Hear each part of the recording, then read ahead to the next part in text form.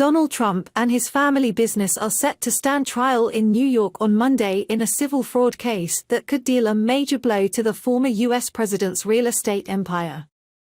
Trump, the frontrunner for the 2024 Republican presidential nomination, arrived at a Manhattan court Monday, where is accused by Democratic New York Attorney General Letitia James of inflating the value of his assets by billions of dollars to secure better loan and insurance terms.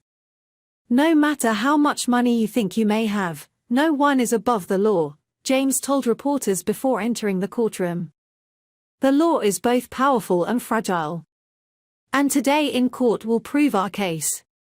Trump plans to attend the first week of trial in state court in Manhattan, according to a court filing in an unrelated case.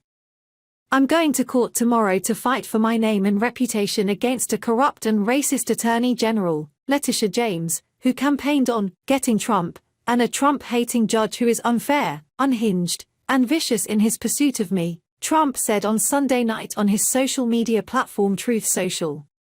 The trial comes a week after the judge presiding over the case found Trump liable for fraud and will largely concern the penalties he must face.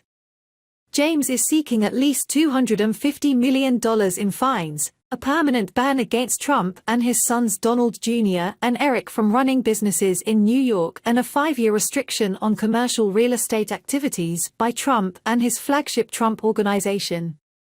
Trump has said the case is part of a political witch hunt.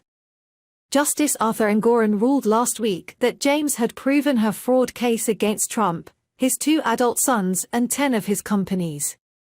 Engoron described in scathing terms how they made up valuations. That included Trump calculating the value of his apartment in Trump Tower as if it were 3 times its actual size. A discrepancy of this order of magnitude, by a real estate developer sizing up his own living space of decades, can only be considered fraud, he said. Trump on Truth Social called the judge's valuations fraudulent. Engoron cancelled business certificates for companies controlling pillars of Trump's empire, including Trump Tower and his golf clubs in New York, and said he would appoint receivers to oversee their dissolution. The ruling covers only a handful of the roughly 500 entities in Trump's portfolio but includes some of his most valuable properties. The specifics of how that order will be implemented have not been decided, but the loss of those prized assets would be a major blow to Trump's finances. If Engoron tacks on fines and business restrictions, that damage would compound.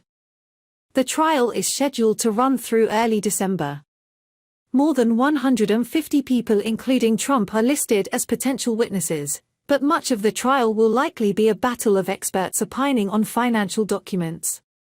James alleges Trump reaped hundreds of millions of dollars in ill-gotten savings by grossly inflating the values of his assets to get better deals from lenders and insurers. That included listing his Mar-a-Lago club and residence in Florida as being worth up to $739 million even though deed restrictions capped it at $28 million, James said.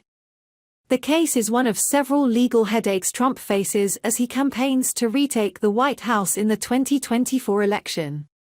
None have dented his commanding lead over rivals for the Republican nomination, though they have been a financial drain.